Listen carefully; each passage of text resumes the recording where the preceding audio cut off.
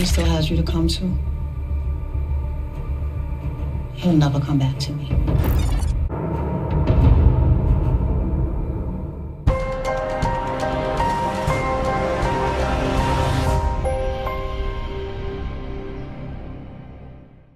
What's up, YouTube? It's your boy Mark Dark, and I'm back with another video. If you're new, if you love power, go ahead and hit that subscribe button. Like the video and leave your theories, comments, everything down below. Now today we're going to be talking about Power Book 2 Ghost Season 2 Episode 8. This is the recap. And I'm going to try my best to go over all the key points in this episode. If I miss anything, you guys let me know down below. And man, what an action-packed episode. Of course, we had about three, bodies getting dropped off, at least from the actual cast. They got dropped off, which was, of course, the chef, Carrie Milgram. Of course, Mrs. Ghost Stallions is not here anymore. And we smoking on that little guap pack tonight, y'all. So, man, 3 characters up out of here. And I got a feeling in these next few episodes, things are going to get worse. Your boy Mecha was very, very pissed off. And we already know he's going to turn up in these last few episodes. It was not a good episode for him. And it was not a good episode for Monet as well. So we're going to talk about it, man. So let's begin. What did we see in episode 8? Of course, it begins off at court. We know Jenny Sullivan, she was going to push, the attack on Tariq, trying to, prove that he did this.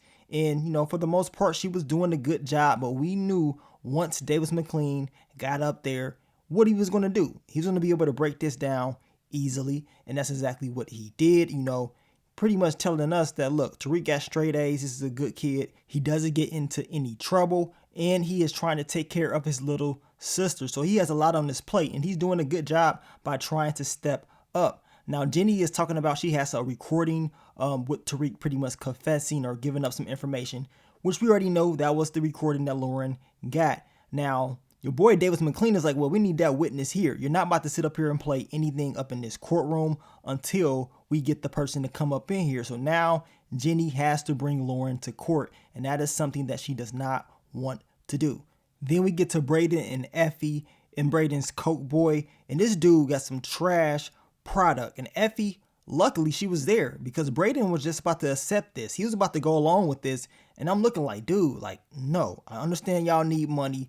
He thinks Tariq will be cool, but Effie is like, no way. Tariq would not be cool with this stepped on coke. We good. We got to go back to him and tell him exactly what is going on. But as I told you guys, luckily Effie was there because Braden definitely was about to make a big mistake. And we know once they do meet up with Tariq, they're going to come up with another game plan on what they need to do to get this money. Now, Daniel Warren, he is back. He is telling Tariq that Yasmin is in foster care and she's going to be getting her name changed, and that his father, Ghost, once again has a game plan. He has planned all of this out. Apparently, Ghost had it set up to where if Yasmin had no other family member to take her in, if she was put into foster care, her name will be changed and it will be sealed. And of course, this is all to protect her from anybody that would have wiped the family out completely. And Tariq is just looking like, really? He planned all of this out before he died? Like, he couldn't believe it. And I already know it's going to be people out there saying like, man, Ghost got to be alive. He got to be alive doing all this. I already know that's going to happen, but this is how they are writing this out. And apparently this is what Tariq is going to have to deal with. Ghost still making moves from the grave. Now, Davis McLean makes it very obvious and known to Tariq. Let him know, like, look, if you want to continue to use me and, what I can bring to the table, you got to pay me this money. And I need this in one day. So now Tariq has to go back out there and figure out how he's going to continue to pay Davis McLean, who he really needs, because Davis McLean is putting in that work, especially in this episode. Now we get to your boy Dante, aka Mecca. He is calling Monet, pretty much trying to let her know that he still wants to be with her. This man went out there and got this ring. It's iced out. I'm not going to even lie. It is iced out. And this ring will definitely come back into play. Usually in Power, when they show us jewelry, just based off the history, it always comes back somehow, some way. And I think this will play a major part of the storylines. Now, of course, Monet is telling him, look, I am good. I already told you I don't want to be with you. Your boy Mecca needs to be on an episode of Fatal Attraction. He ain't playing around. He's going to continue to press over and over until he gets what he wants. On top of that, we got your girl Dirty Diana outside, listening, snooping in, trying to figure out what's going on, so she can use that to find out the real truth. And your boy Mecca was upset when Kane walked up in there. The last thing that he wanted to happen was Kane finding out the truth of who he really is. And of course, he, was talking to his moms. Kane would have flipped out if he knew the truth, which eventually is going to come to light, just like Monet's secrets about Zeke. Now we get to your girl Lauren, and she is hearing that she has to go to court, that she has to go to that, on the stand. Her parents don't want this to happen, but this is what has to happen because Davis McLean is pressing, and the judge pretty much told her she has to do this. Now, Lauren, to be honest, Professor Milgram was pressing her to do the whole wire thing.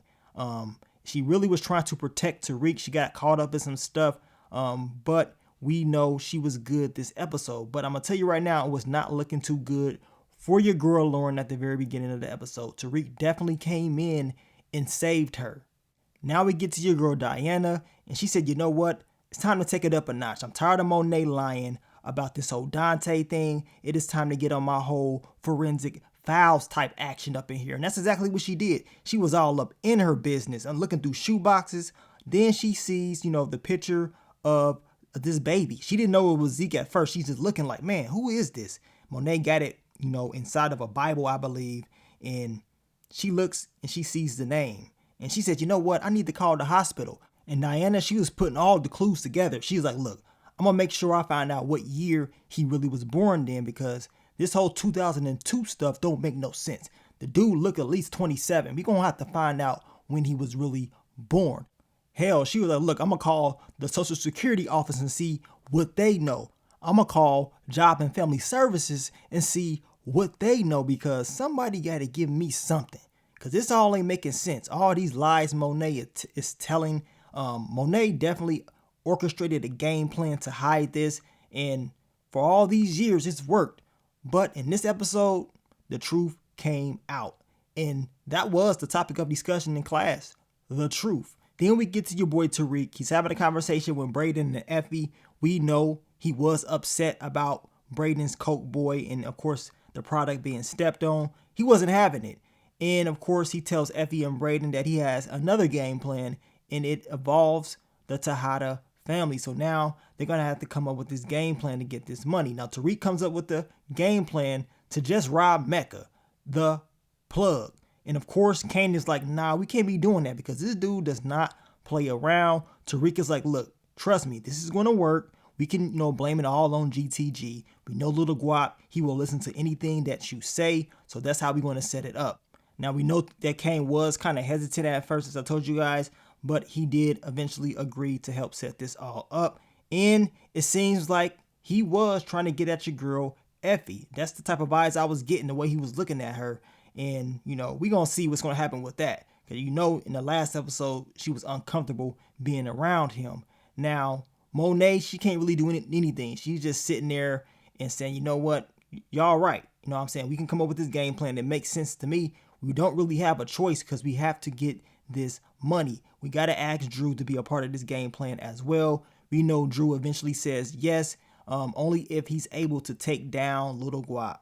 Now we get to your boy Davis McLean. He has the whole recording that Lauren got of Tariq. He tells him that he cannot legally let him listen to it, but he walks out the room purposely because he wanted Tariq to find out the truth about who recorded him. And soon as Davis McLean walked out, Tariq already knew what was up. He was like, okay, let me go ahead and play this. He listens and he hears exactly what we've been hearing for weeks. You know what I'm saying? The recording of him telling Lauren about the book and how Professor Jabari Reynolds did not write about Brayden at all. Now he knows Lauren was the one that was a part of all of this. Now Cooper Sachs, he said, you know what? I cannot have this dude go out there and do something stupid. He told Tariq that it was Professor Carrie Milgram that made Lauren do what she did. He didn't mean to even say Carrie Milgram, but he slipped up and let it out. And Tariq was like, okay, I know what time it is. I'm going to go to her and approach her and figure out what's really going on. And this pretty much made Lauren a target, and it made Professor Milgram a target as well. Now, Cooper Sachs, he also, tells Jenny Sullivan that Tariq heard the recording without actually telling her like, yeah, he heard it. But the way he was talking, she understood that Tariq knew the truth. And now she's like, man, I know you did not tell him. Like, I'm going to have you and Davis McLean disbarred if something happens to Lauren.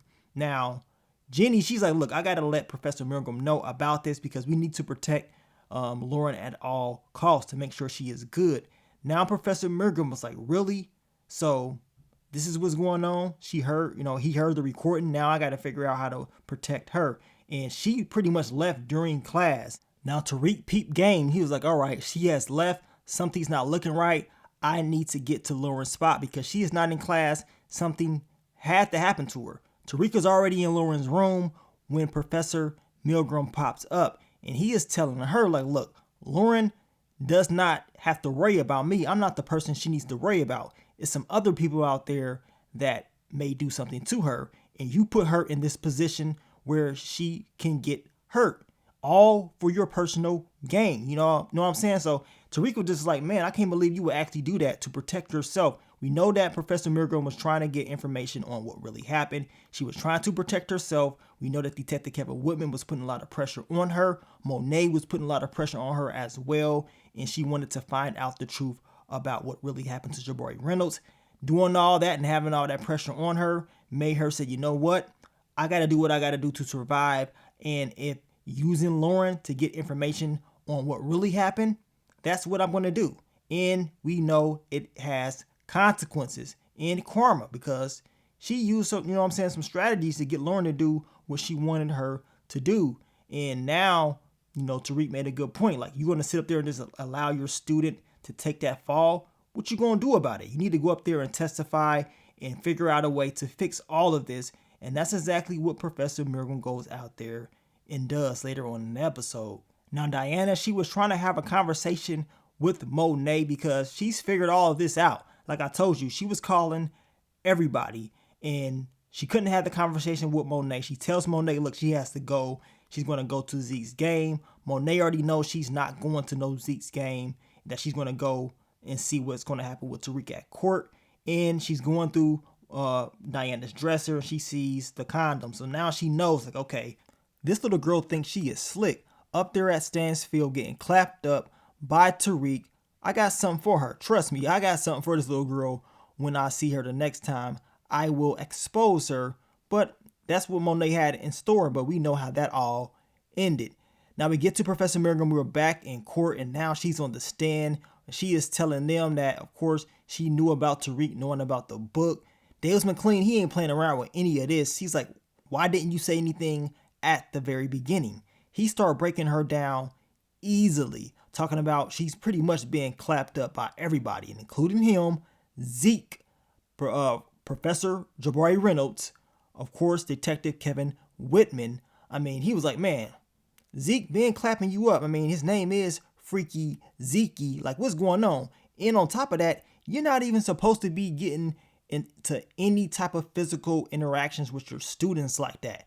What's going on? Like, you might as well turn in everything. You're done for. Professor Milgram, she could not do anything but just look there and look stupid. Like, man, you right.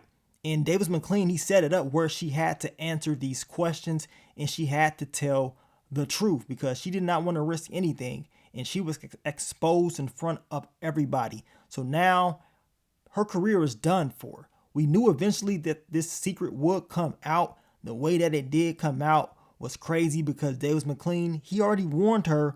What was it, last episode? He told her, my client is walking her way for a free person, a free man or whatever.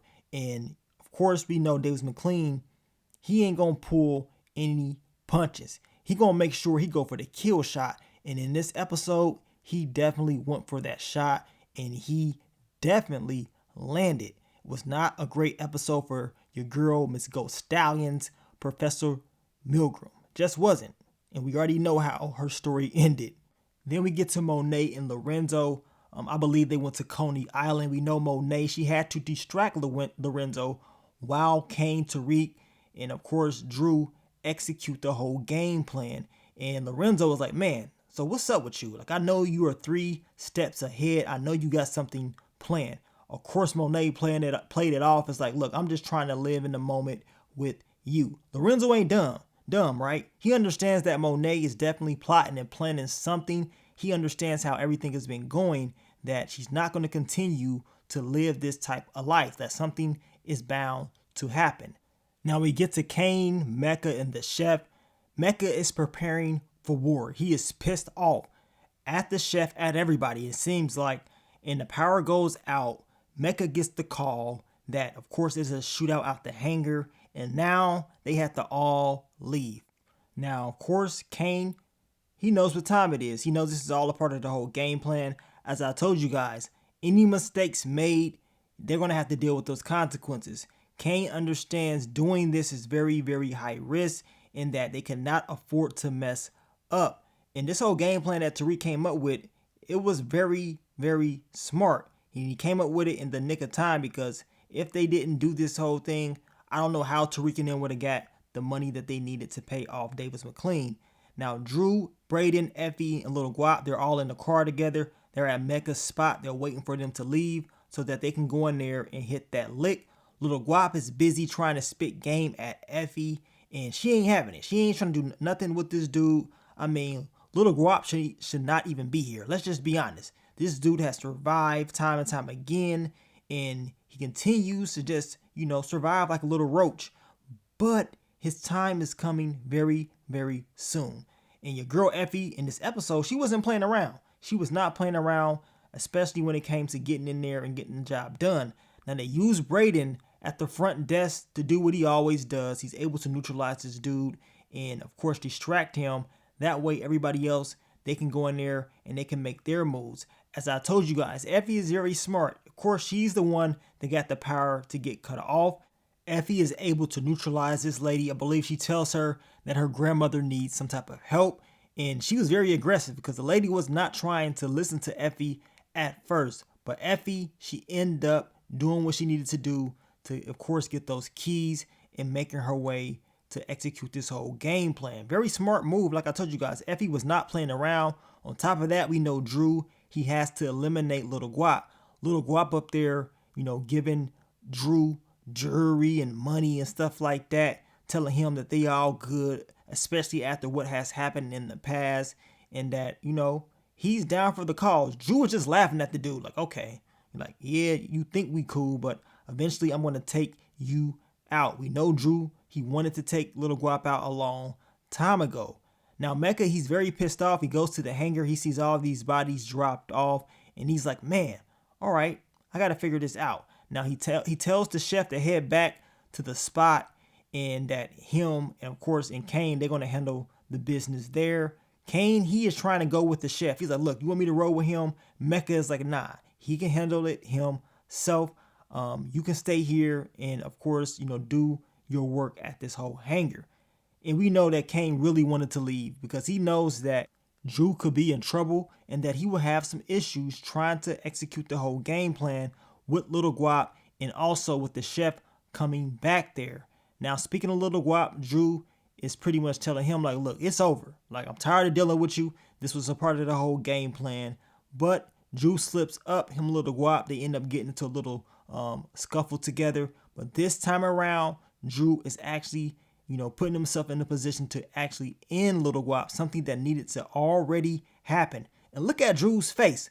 I mean, the dude looked like he constipated. Look at him. I mean, they zoomed in. They made sure that we saw how serious Drew was. But to me, it definitely looked like your boy was constipated, trying to get that relief. I mean, this man, he's probably going to need some Preparation H and some cocoa butter after this because it ain't looking too good for your boy Drew.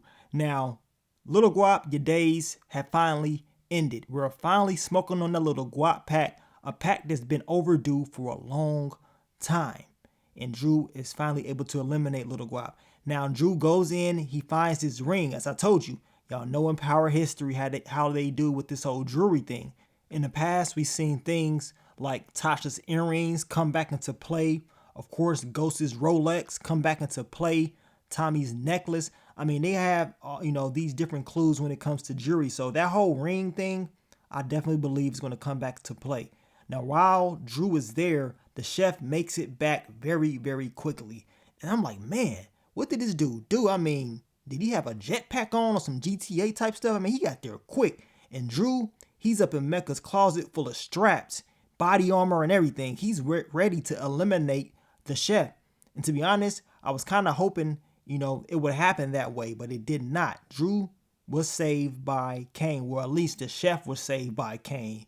And Kane got there quick too, so he must have had a jetpack as well. Because I'm thinking, like, how far is the whole hangar to this actual place that Mecca lives? I really don't know, but man, Drew was texting Kane like, man, someone's here. Kane got there instantly on some Goku instant transmission. I'm looking like, okay, I guess it is what it is. It is TV. Now we get to Davis McLean, and he is telling Tariq, like, okay, you know what I'm saying? You got me this ring. As I told you guys, this ring will come back somehow, some way. Mecca will find out about this. This is his payment to Davis McLean. I mean, Tariq had to do what he had to do to get the job done.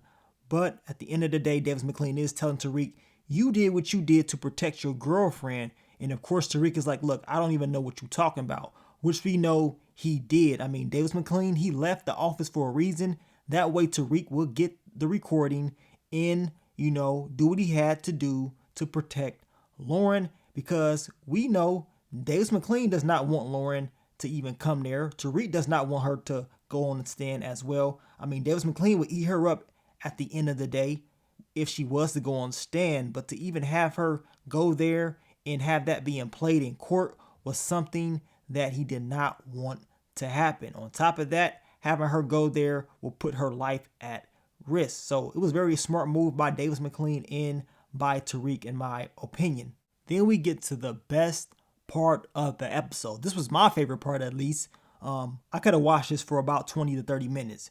This whole, argument with the Tejada family. Now, everything was going good at first. Your girl Diana, she made dinner. And of course, the topic of discussion is Diana and where she really was. Now, Diana is like, yes, I was at the game, at Zeke's game and everything like that. And, Zeke is like, man, I ain't seen you there. I haven't seen you there. And Diana is like, well, I had to sit in another spot because they didn't let me sit in our normal spots. Zeke is telling her, well, I'm going to talk to coach. Make sure you sit, in the good seats. And, Drew was like, man, I don't know where you was at as well. Now, Kane is like, man, she probably was up there with Tariq, and that you're probably not going to be able to kick it with Tariq because he's going to go to jail. And this is where Diana starts talking about Tariq's case, talking about he ain't going to jail, all these facts. And Monet is like, well, how do you know all these different things about Tariq? Like, what's going on? You know a whole lot of secrets. And this is where, of course, Diana's like, yeah, you're right. I do know a whole lot of secrets. That, of course, Kane was the one to put sugar in the product in order to get back close with you, and of course to be the connect. And this is where Kane is like, oh, okay, I see what time it is. We on that. Like, you really gonna do that? Okay, you want to move that way. Now, this is where Kane is like, well, yeah, I did what I had to do because Monet, she kicked me out the family, so I had to get back in close with the family. And this is where Drew was like, man, so you used me to get close to moms? This is why you used me? Like, he was pissed off about all of this as well. And this is where, Kane is like, well, look, Drew, while you talking, you didn't even eliminate Ev. And Lorenzo is pissed off because Lorenzo was like, look, man, you got to respect, this family, Kane. But once Kane told him about Drew not, eliminating Ev, Lorenzo was pissed off about that. Your boy Zeke is like, really? So y'all was plotting and planning to kill my teammate Ev? Like, nah, I can't do it. I'm up out of here. I cannot deal with y'all. I gotta go. And this is where Monet was like, nah, baby, you should just stay. Just stay, you good. You know what I'm saying? You need to listen to all this. And this is where your girl Diana said, yeah, you do need to listen to all this because Zeke, you are Monet's retirement plan. She's just using you. I mean, for the last 1 to 2 weeks, she's been plotting and planning on how she's going to get out the game and use you to help her retire and save everybody. And this is where Monet gets pissed off. And Monet is like, well, since you running your mouth, you all up getting clapped up by your boy Tariq at Stansfield, all up there on this man's team like a little groupie. And that pissed your girl Diana off. And on top of that, Kane, he's like, man, like, really? So You let him hit. Like, I knew you was gonna let him hit, right? Remember in season 1, Kane was hitting at this, like, did he hit or whatever? Of course, Diana's like, no, like, I ain't did nothing with him. But for them to put that in there, man, this was so funny. Kane had me cracking up in this whole argument. But when Monet did that, that's when she messed up. Because now your girl Diana, she's entered Ultra Instinct. She's not playing around no more. And this time she said, you know what? So since you want to run your mouth, guess what? I'm not the only one getting my cheeks clapped. Monet is out there getting clapped up by Dante, Zeke's daddy. Now what's up with that? And this is where Zeke is looking like, really? Like, you told me he wasn't my daddy. Like, what's going on? Like, Monet, let me know. Like, auntie. And this is where, I mean, just look at his face. Look at him. This is where your girl Diana said, Zeke, put 2 and 2 together. She ain't your auntie, bruh. That's your mom's. She your mom's. And Diana came with those receipts. Like I told y'all, she wasn't playing. She was calling around. She was getting information. And she got the birth certificate, letting Zeke know, like, look, dude, you wasn't born in 2002. You was born in 1998. That's when you was born. You was born in the 90s, bruh. And on top of that, she's been lying to you your whole life. Zeke is pissed off. Monet is pissed off. Of course, Zeke is like, man, so this whole time, I've been lied to. And now, this could mess up the whole draft for me. Diana is telling Monet, you've been lying to us our whole life. And I hope all of this was worth it. And your boy Lorenzo's just sitting back like, is all this true? Like, what the hell is going on? Who is Dante? Are you Zeke's mother? And of course, Monet, she couldn't lie anymore. She had to tell the truth. And this is what the classroom topic was about, telling the truth. And she said, yeah. So your boy Lorenzo said, you should just go. And that's exactly what Monet did. She is trying to call Zeke. Of course, Zeke, he ain't picking up because Zeke is doing something completely stupid. He is trying to get into contact with Professor Milgram. Now, Dante, aka Mecca, he is cleaning up shop. He is eliminating everybody that's left over. He is telling Kane he has figured out who the mole is and he has to eliminate the mole. And this is where he takes out the chef. Now, I was kind of upset because the chef has been loyal since day one. He has always looked out for Mecca's best interest at heart, and Mecca takes him out. Some of you guys said that Mecca knows about Kane and how he is moving. I mean, I would hope so, man. I just don't know. Moving like this, eliminating people that's close to you, that's got your back, all for Kane. But then again, some of you guys say that maybe he is saving Kane because of his love for Monet. Hopefully they address this down the line and we can see if Mecca deep down inside knows the truth. But the way that he is moving, you would think Mecca knows because anybody could put 2 and 2 together. All of a sudden, all these things start to happen when Kane is around. I mean, it makes a lot of sense to me that Kane was the one to set all of this up. And as I told you guys in the past, Kane, you did all this, so hopefully you are ready for those consequences that's going to come. Then we get to your girl, Professor Milgram. She's stressed out. Her job is done for. Her career is done for. We see Zeke texting her, the same Zeke that is scared about the NBA draft and, his chances of getting in. I mean, why would you even try to get in contact with her knowing it can mess up your chances once again? Like, why would you do this? But he decides to do it because I guess he doesn't have anyone else. He wants to see her. He wants to come in there, and talk to her. Now, Monet pops up to the party and Monet is like, look, if you are around, Zeke will always go to you. Monet is, telling her, look, she has lost everything. She had a very bad day. Milgram is talking about she has had a very bad day. She has lost everything, her job, her career, and stuff like that. And Monet is like, well, you lost all of that because you was, getting clapped up by Zeke. So what are we going to do about that? And they cut it off. And once they did that, you already knew what time it was. You knew her time was coming up very, very soon.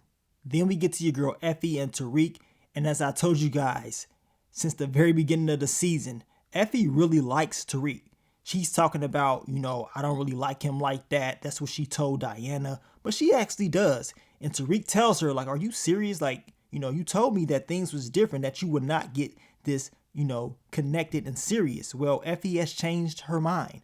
I mean, now she wants to be with Tariq. She is telling him that he cannot be himself around Lauren, that Lauren is pretty much not good for him, and that he can be himself around her.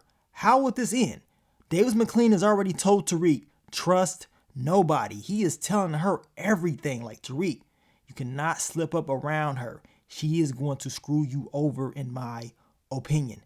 And then we get to the end of the episode. Your boy Freaky Zeke pops back up at Professor Miracle spot for the final time. And as you can see right here, all we see is those feet, and she's hanging. Ain't looking too good for your girl, Professor Miracle. I mean, I guess Miss Ghost Stallions had to go. This was the big death. Now, I was thinking that it was going to be maybe Lorenzo or even someone connected, more to Monet Tejada, but I guess not. And since it went down like this, you already know they're not probably going to connect it to anybody else. That means they're not going to probably investigate it like that. And, it's going to be another body connected to the campus, but this one will be a little bit more easier to clean up. But man, another professor is up out of here. How do you guys think this is going to go? I just got a feeling it's going to get very, very intense. We got 2 more episodes left. If you guys checked out the episode 8 trailer, things are getting very hot. Your boy Mecca, I guess it is time to start executing his final game plan. And it seems like it's a lot more action coming. That's what it seems like, especially based off the episode. Mecca's secrets will be revealed soon, and I want to know how Kane is going to react once he figures out that Mecca this whole time is Dante, and this whole time he's been clapping Monet's cheeks. We know things are going to get hot. The whole house is going to get tore up. I want to know what Lorenzo is going to do. At the end of the day, as I always told you guys, okay, Professor Miracle is out of here, but let's just be realistic about this. Somebody in the Tejada family gotta go. This is a war. You mean to tell me they all are going to survive? Nah, it can't happen like that. They can't have a happy ending being in this lifestyle. Evelyn has already warned Monet. Tell Lorenzo to stay safe, and that the last thing that she wants Monet to do is have to rebuild a broken family. We're going to see if that threat is going to come true. In my opinion, it got to come true. Somebody has to go within the Tejada family. The question is, who will it be? Will it be Lorenzo, or will it end up being one of her kids? We're going to find out very, very soon. But thank you guys for all the love, all the support. I mean, episode 8 was straight up fire, action-packed episode all the way through. I mean, I kind of was feeling bad for the chef. I wanted him to stick around because he was loyal to Mecca. But hey, this is the game. And at any given time, you can be taken out. But it is what it is, man. Now, my next video, I will be breaking down the episode 9 trailer. So get ready for that. The episode 9 what to expect video will be the next one I will be doing. But once again, thank you guys for all the love, all the support, and I will catch you guys on the next one. But let me get up on out of here, man. It's your boy Mark Dark. I'm out. Peace.